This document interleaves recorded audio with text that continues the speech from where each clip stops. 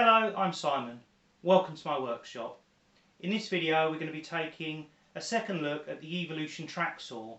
I'm going to be fixing some tracking errors that have started to occur, and in doing so I'll also address the problem of the splinter guard constantly falling off. Let's get tinkering. This is Evolution's top of the line track saw, the R185CCSX Plus. I've had it for about 3 months. I've made about maybe 20 cuts with it. The track lost its splinter guard quite early. After about 6 or 7 cuts it just fell off, and it's now started to bind when I go along the track. And if I measure the distance here, I've got 6mm to the blade edge, excluding the kerf. If I do it here, you can see there's a gap there.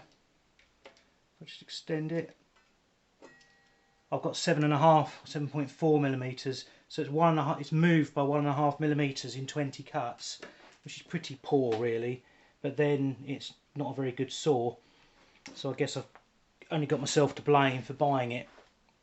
It does come with adjustment screws, so I should be able to adjust it to get it back in line. Now, personally, I don't think a track saw should go out of line by 1.5mm over a period of 6 or 7 cuts and a few months of obviously very light usage.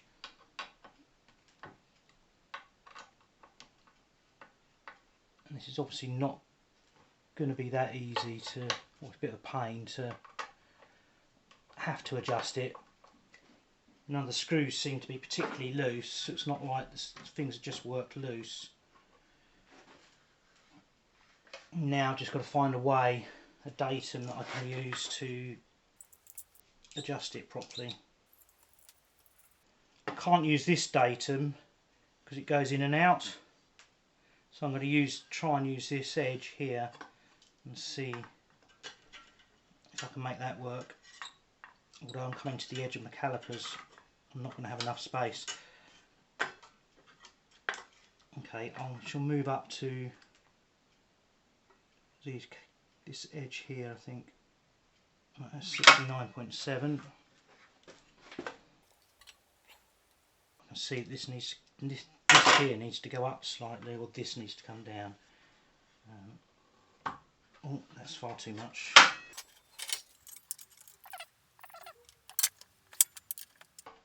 I'm going to do this off video because it's clearly going to take quite a lot of fiddling around.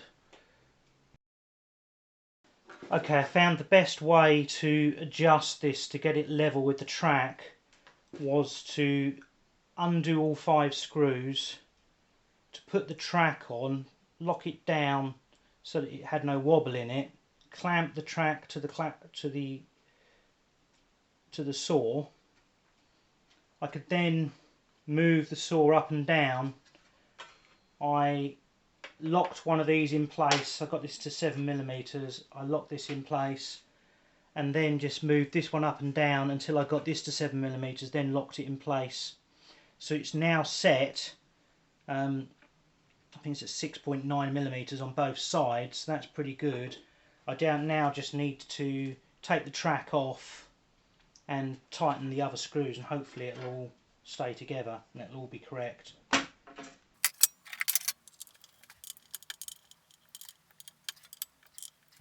Right, it's all tight. If I now put the track back on,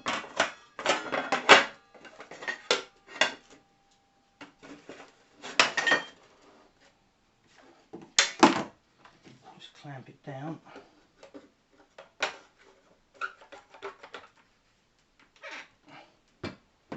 Test it, hopefully this will now still be correct. That says 7.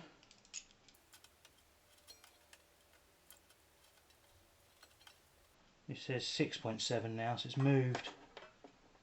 You can see the difference there. It's a third of a millimetre. Just going to check the track was on properly. Let's turn it over.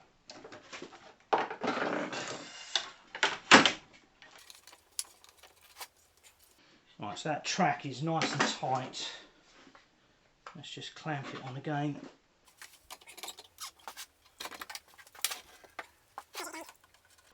You have to remember that you have to retighten the track every time because it changes all the time after every cut. That's 6.8 now. See, there's still quite a bit there. 7.2. So it's 0.4 of a millimetre out between there and there. So I think that's not good enough. I need to have another go. This is why you don't buy a cheap track saw. Okay, so this is interesting. What I've done is I've moved this frame that way and reduced this gap. It's now 4.1 millimetres.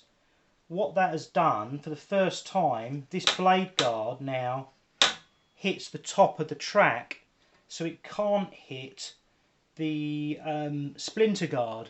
What was happening before is it kept hitting the splinter guard and pushing the splinter guard off of the track, hence I don't have a splinter guard on this track. So hopefully I've actually fixed the problem with the splinter guards coming off all of the time. So it looks like it was just never assembled properly. I think that's probably how it should work, that it should hit the track rather than the splinter guard.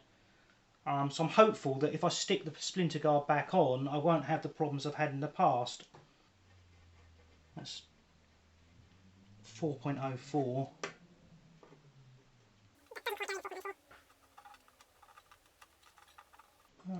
Oh, 4.04, it's exactly the same.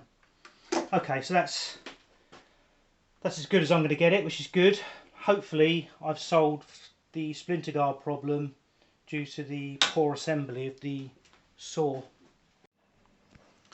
I now clean the track where the splinter guard was glued using a combination of white spirit and a scraper.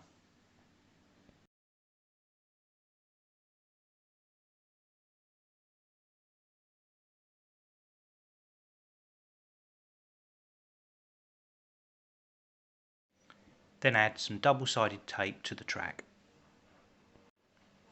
I then use a long clamp as a spacer before fitting the old splinter guard, which I'll trim up when I next use the saw. Well, I hope you enjoyed this video and that it's given you a little bit more insight into the Evolution track saw. If you did, please leave a thumbs up, and if you haven't already, please subscribe, and I'll see you in my next video. Thanks for watching. If you like this video, why not subscribe by clicking my logo? It's free, and YouTube will add some of my videos to your feed. Thanks again for watching, and I'll see you soon.